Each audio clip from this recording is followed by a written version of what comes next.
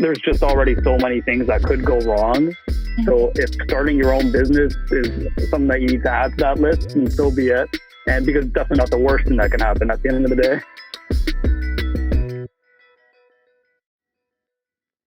The first thing I want to ask you is, how did you get into business?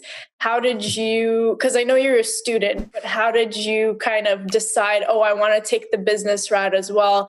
What was your first business and how did you decide to do that? I think it's been 4 years, but time flies.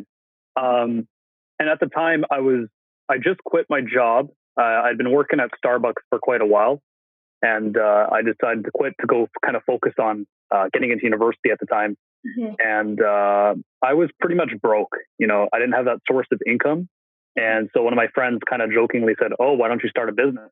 Mm-hmm. You have a lot of clothing, you can sell it on Instagram. And I was like, that's funny. Start a business. Like I can never do that. But then I was like, oh, start a business. Okay. That's cool. So I started posting stuff on Instagram, just like some of my old vintage clothing that I had lying around because I've always been kind of into that style. Kind of snowballed from there. That was 4 years ago. The followers just kept growing. Sales kept coming in. The money started being a little bit decent. When I first started, I didn't really take it seriously. Mm-hmm. I was making a little bit of money here and there. It was cool. Sales were coming in and everything, but it wasn't anything that I thought I'd be able to make a decent source of income off of. Mm-hmm. And I was kind of just balancing not high school. I got into university, was balancing Grail, and then was working at the Eaton Center doing part-time jobs. I just couldn't stand it, the retail experience, because, you're making crappy pay. Your managers are pretty rude. Yeah. Customers are, you got your Karens, right? Like it sucks. So one day I got fed up. I was at Nike. My manager was being a dick to me. I got to swear in this. That's fine. No, it's casual. Yeah, he was being a dick. And I was just like, you know what? I quit. I'm going to go do Grail full time. Mm-hmm. And if it's meant to be, then awesome. And if not, well, I'm going to go job hunting again. But needless to say, I haven't gone job hunting since. And Grail has turned into I think I have 6 businesses now. I think it's 6. Because I just started a new one this week as well. Mm-hmm. So I'm just trying to always grow my sources of income. But yeah. Well, that's amazing that just a silly idea from your friend basically turned into such a successful future for you. But that's amazing. And just to clarify, your main kind of first business was Grail Vintage, right? Yeah, that's correct. It started with Grail. Grail was the seed, and from that seed grew a tree. And obviously, there's all these branches coming from that tree now. Mm-hmm. And if you don't mind sharing, what other businesses apart from Grail Vintage are you currently working on right now? I do marketing, like freelance marketing. I do freelance PR services. I do graphic design. My latest addition to the business is I'm going to start mentoring other business owners and helping them start their business and develop their business. So I start classes or teaching classes this Saturday. We already have some enrollments. Mm-hmm. I am the co-host of a virtual flea market that runs every week. Mm-hmm. I am a founding partner of something called TSM, the Street Market, which is one of the biggest clothing shows in the GTA. Obviously, Grail. And I'm thinking I have more, but I can't really put my finger on it. I might think of it later, but that's an overview. Yeah, no, that's amazing. And I feel like the best part and the kind of most amazing part about this is that, well, you're just 20 years old. And it's kind of, people throughout their lifetime are scared to start a business because it is scary. I mean, starting something on your own from scratch is scary. And you were able to do that. You're 20 now, but when you started, you were 17, 18? Were you scared at all to kind of start that business route? Were you afraid of failing? Were you afraid of what other people might think if you fail? What kind of doubts did you have? Well, I mean, when I first started, I didn't really take it too seriously. So it was never much of a risk to me because I was kind of I'll just do it for fun and whatever happens, happens. But with that being said, I think running businesses kind of taught me the complete opposite, caring about what people think. Because in my entire high school career, I always cared about what people thought of me. I was getting judged and I didn't really fit in because I went to a really wealthy high school and everyone had money. And I'm not someone who really came from money. So I was kind of always worried about what people thought about me, the clothing that I wore. the drip that I had or didn't have. And then, once I started running my businesses, I kind of gained a new confidence because I realized like, hey, I can make my own money. I can control exactly how little or how much I make. And people laughed at me when I first started selling used clothing because they're like, you're going to sell someone's garbage. That's funny. And not to be cocky, but now I'm pretty sure I'm doing better than all the people who used to laugh at me. So like, now look who's laughing, No, It's yeah. funny how things work. Yeah, no, that's amazing. It's really amazing what you can accomplish if you just take that chance. But throughout that time, you said, as you said, like a lot of people doubted you and laughed, like, "Oh, what are you going to sell old clothing or whatever?" But in that time when you were starting out, and now, and throughout your whole journey with, starting your own businesses, many by now, who was your biggest supporter throughout all this? I have a lot of different people who've helped to mentor me, who have given me advice, and have supported me. Mm-hmm. Definitely some of my business partners. There's a page on Instagram at Claridon Co. If you want to look those guys up later, but they've been my biggest mentors, I'd say, in the industry. And, I'm fortunate now to be working with them. I'd say they definitely helped build a lot of confidence. They've given me a lot of advice. They've kind of guided me to get to where I am now. And, also a lot of my customers too, like people who just interacted with me on my page, they've given me a lot of motivation and inspiration too, just because like, when people give you that affirmation by supporting what you do, it's like, you can't stop. It's like an addiction, For sure. For sure. I saw that you recently actually launched e-commerce website for your business. What prompted you to kind of do that? Because obviously a lot of clothing brands don't even have websites that kind of operate from social media and all this stuff. What kind of prompted you to create that website? And also, did you create it yourself? Did you have help from someone? How did that kind of happen? So in regards to the website, for the longest time, like since I started, I was selling everything off of Instagram. And the problem with doing that is that Instagram has a post algorithm.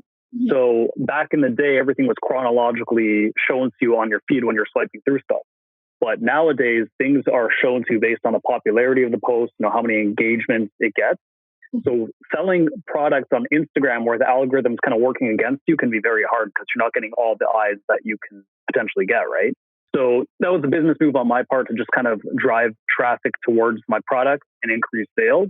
And just have everything in a more professional, organized place. Because being able to pay with credit card and your Bitcoin or whatever it may be is just a little bit more reputable than like DMing some random dude and trusting this random dude with your money, right? Like for all they know, I could just steal their money and run off. But yeah, now they're protected, so it's been a really good experience for sure. And now that you've got this website for Grail Vintage, what do you think the next step is for that business? That's a good one. I think this year in 2021, I want to focus a lot on maintaining what I have because 2020 has been a lot of building, just developing all these new businesses, developing these new features for my platform. And this year, I think what I want to do is just keep that momentum going. I've definitely started focusing a lot more on putting money aside to make investments. So just like maintaining, making money, buy, sell, repeat, that type of stuff. Yeah. Yeah. Speaking of 2020 and 2021, like it's been a really hard year for small business owners, like for everyone really, but I feel like businesses really struggled.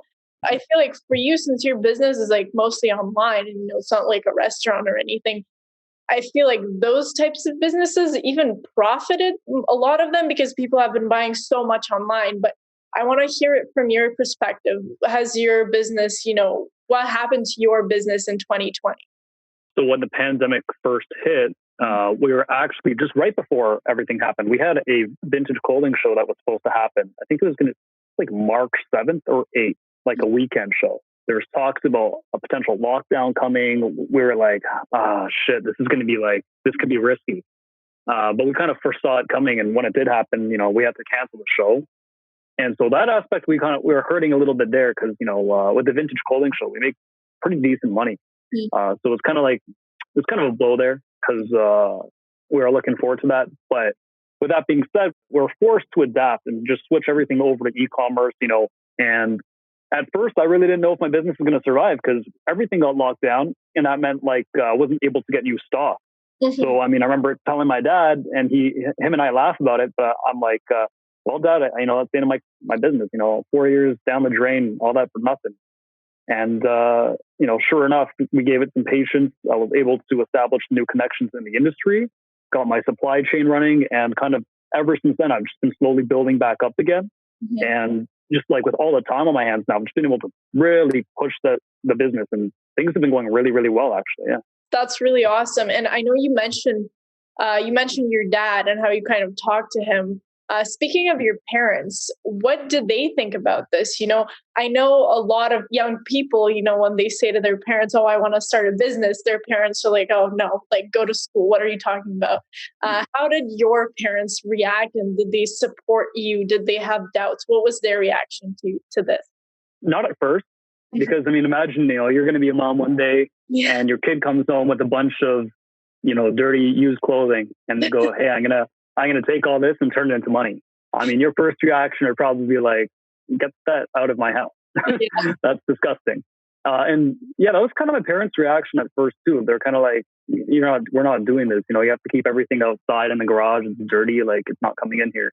But I feel like I've kind of been able to prove myself to them just because they see how much work I'm putting into it.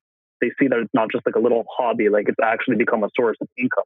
And they see how much money there is in this vintage clothing industry. So, it was kind of one of those things, just like with anyone, right? You have to prove yourself. So, but they're so supportive. Like all the events that I did before COVID, they would come through.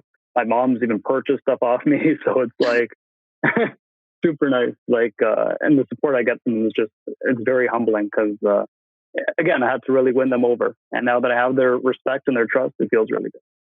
Well, that's amazing. Now your parents became your customers basically. But yeah.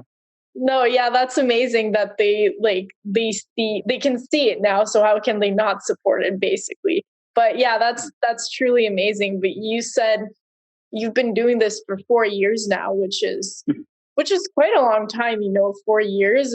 You learn a lot, but have you had any challenges between, starting your first business to now having 6 businesses?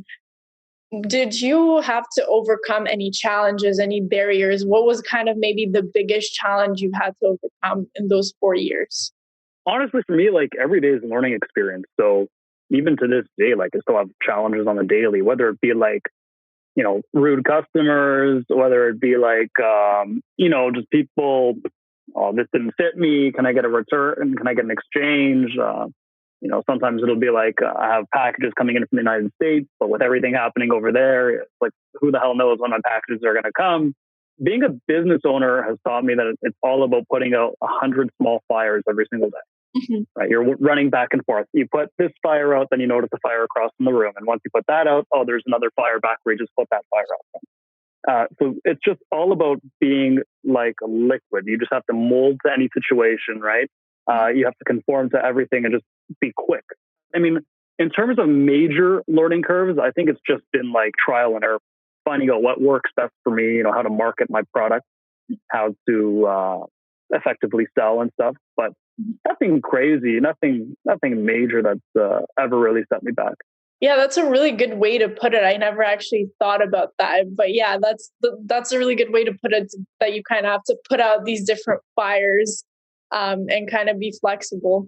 Kind of ties in with my previous question, but what would be, do you think, the biggest lesson you've learned in business from running a business? Because I know for me, starting a business seems so unreal. It's I can't do that. So what's the biggest lesson or thing you learned from running a business?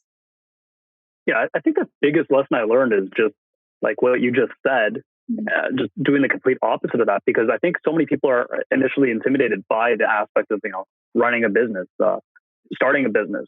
And, with the internet, with social media, I feel like anyone can do it. And I think running a business and starting a business is now easier than ever. For me, I think the biggest thing I've learned is just put that apprehension aside. And if you have the ambition to do it, and if you have an idea, just do it, right? Mhm. There's no excuse right now not to do it. I mean, with all the time on our hands. So Yeah. if you can do it and you have the means to do it, then just try it. And, who the hell knows what'll happen, because I sure as hell didn't know that I'd be getting here today. And I'm literally here because I just went, fuck it. Yeah. That's literally why I'm here. So I think the biggest lesson to be learned here is just take those leaps. Mhm. That's a really great way to think about it, because I know so many people, even from my experience, I know so many people maybe have an idea or want to do it, but they're like, oh no, like that's impossible. So Mhm. that's some really good advice, life advice in general to go by. As I mentioned many different times, you've been doing this since you were young. You're now 20, still young. So do you have doubters now? Like, do people, even though you're successful and you have all these different businesses and Grail Vintage is doing so well, do people still, come up to you and say, oh, you're 20, you don't know what you're doing? I think everyone has haters, right? And even more so when you do something that people see is working, there's bound to get people who are jealous of you or apprehensive of you. And I mean, I don't care. I just couldn't care less. I just really I couldn't be bothered. If you don't like me, fuck you. If you don't, if you're jealous of me, then too bad. Just, I'm more than happy to help you and help you get to where I am. But, Mhm. people, yeah, definitely people doubt me or people don't like me. And, I couldn't be bothered, because at the end of the day, it really doesn't matter what one person or 10 people or 20 people think about you when you have, even bigger amount of people that really are backing you. And you should never work to impress people. You should, work for yourself, Mhm. set your own goals, kind of stay in your own lane, and just do what's best for you. Because when you start caring about what everyone else thinks, that's when everything falls apart. Because then your attention, rather than diverting your attention onto what really matters, which is, your business or whatever, now your attention is focused on, oh, what does so and so think about me? Mhm. The moment you just block that out, everything just becomes so much easier, and it's clockwork from there. Yeah, that's a really good way to think, because I know so many people who focus on that negativity way too much. So that's a really good thing to keep in mind. But we talked about challenges that you had to overcome and stuff like that. But now I want to ask, what is the coolest or most exciting thing that happened to you in the past 4 years, ever since you started your first business? Honestly, I think it's just like connecting with the amount of people that I've connected with. I'm selling stuff to people in Switzerland, in Japan, Australia, New Zealand, United States, France, UK, everywhere. Hmm. Like, I would have never been able to connect with these people had I not entered this business. And even even like now, I'm connecting with people across Canada doing my vintage, the virtual show that I do every weekend. So just making all these connections and really interacting with people that I probably never would have interacted with or crossed paths with. It's incredible. There's just so many interesting people out there, and Hmm. yeah, it's really really cool. It's really different. There are people who work a 9 to 5 job, and I feel like their work day is pretty straightforward: go to work, work, and go back home. But what's a typical workday like for you? Because you have an online business, and obviously it's not a typical 9 to 5 job. So what would a typical work day or day in general be like for you? Literally, just from the moment I wake up, I'm working to the moment I go to bed. Mhm. Go to bed at 3 in the morning, wake up at like 9 in the morning, and I'm working. So the life of an entrepreneur. You don't get weekends off. You don't get any days off. I work 7 days a week. Mhm. I'm always on my phone. And yeah, it sucks sometimes. Like sometimes I want to just like, I'm Yeah. not even going to say it, but it's hard. But Mhm. at the end of the day, you have to remember, like, that's what you sign up for, right? As an entrepreneur, you're always on call because you work for yourself, and the work that you don't put in is money that you're missing, Mhm. right? And I want to be able to afford all the luxuries in life and whatnot. So that's just what's keeping me going. I can work. I'll work right now, and I'll work my ass off right now, so that in the future I can finally sit down and have a break. You Mhm. know, I'm sure it'll be worth it then. Yeah. Yeah, for sure. And I was that kind of you kind of answered my next question. I was gonna ask, do you ever, have days when you're like, ah, I just want to quit and not do this anymore and just be a normal kid who goes to school. Like, do you ever have those days where you're like, I don't want to do this anymore? I don't think I ever want to be normal, because I think I'm far from normal. I've always been the weird one. But with that being said, there's definitely days where I have to literally heal myself from bed and go, okay, well, I have to go take pictures of new products today, and I have to go do website listings and whatnot, and I have to go do 10 meetings today and a call in the evening. And it's sometimes like, oh my God, it doesn't end. I just want one day in bed, just one day. But then I tell myself, you're doing this for a reason. Everything is happening right now for a reason. And once I tell myself that, I kind of get out of that funk, and I'm like, okay, I have to do what I got to do. And got to kick myself in the ass sometimes. I used to want to be a news reporter. I thought I was going to be on like CP24 one day. I thought I was going to be that dude. And when I realized how much more profitable running businesses can be, as opposed to, leaving university jobless or having to be someone's coffee boy, I was just like, you know what? Chances of me becoming some news reporter is very slim. And, if I really work hard enough at this and I develop an online persona, then who knows, maybe I can have my own show one day. Then I don't have to go work for anyone. And I kind of get to fulfill my dream of being a reporter of some sort. So I'm just kind of forging my own path right now and not really letting the education system determine that for me. Mm-hmm. No, yeah, that's awesome. I think and you can also incorporate what you learned in school into kind of the business aspect. And I think you mentioned at the start that you now started something with graphic design, if I'm not mistaken. I'm also doing that.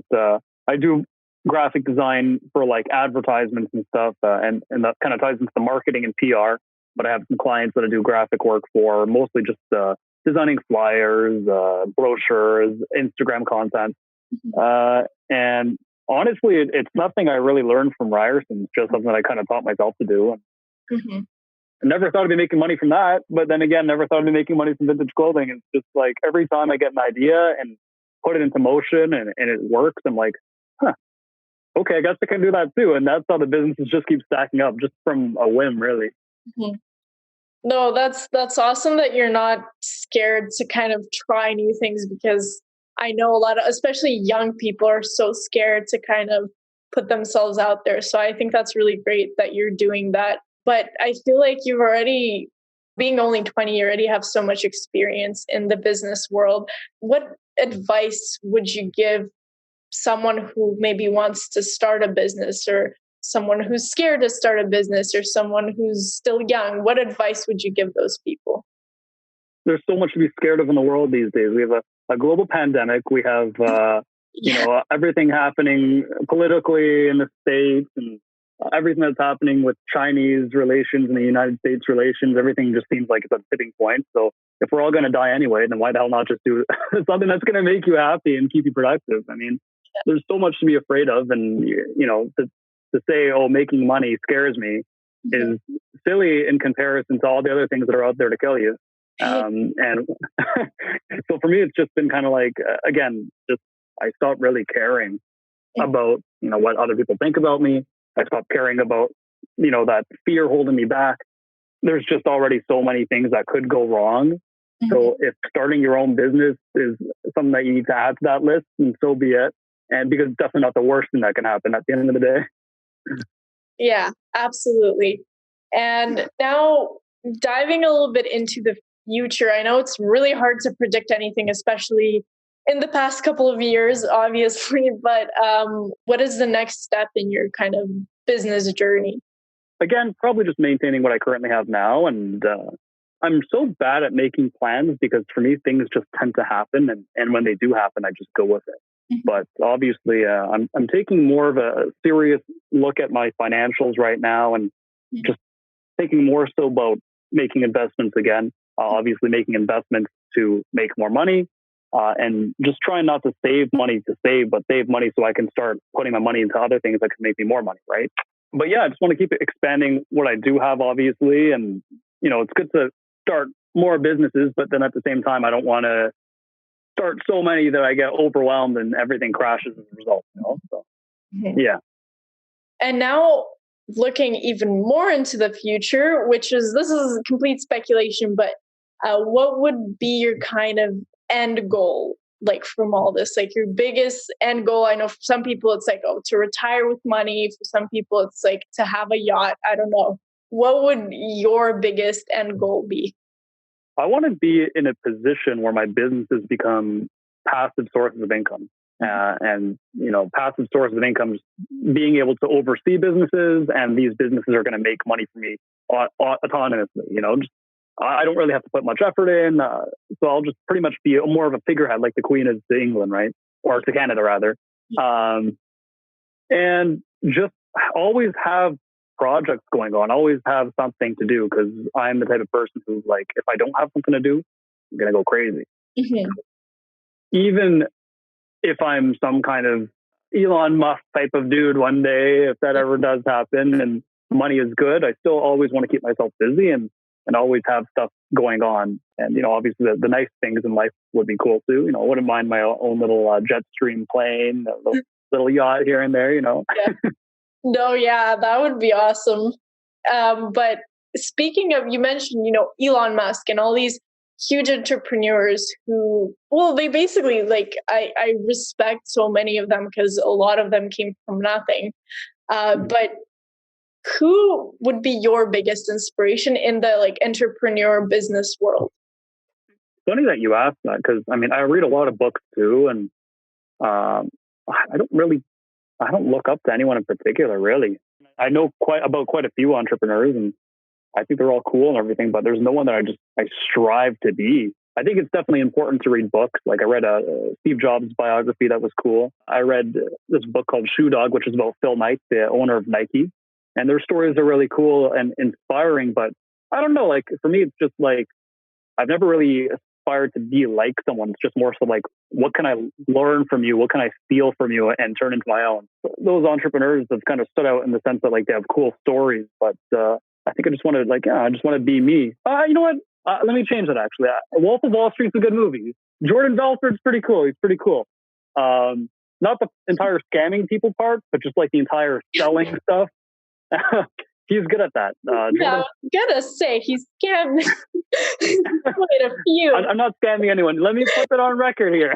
That ain't going in the interview. No, it's all jokes, of course. But no, that's a great way to look at it. That you kind of they're all close stories, but in the big picture, you just want to be yourself and kind of make people want to be like you, I guess, in the end. Yeah. But that's about all of the questions I have for you. Is there anything else you want people to know about you, your businesses, anything you want to add on? Honestly, at the end of the day, I don't think I've ever been anyone special, like quite the opposite, actually. Again, in high school, I was never a popular type. University, I've been pretty low key and connect with people here and there, but no one's special. And I think what I'm trying to get at here is that you don't have to be anyone special to do something good, something great. All you need is an idea, and all you need is a little bit of confidence to back that idea up. And because people, when they see confidence, they're bound to believe it, right?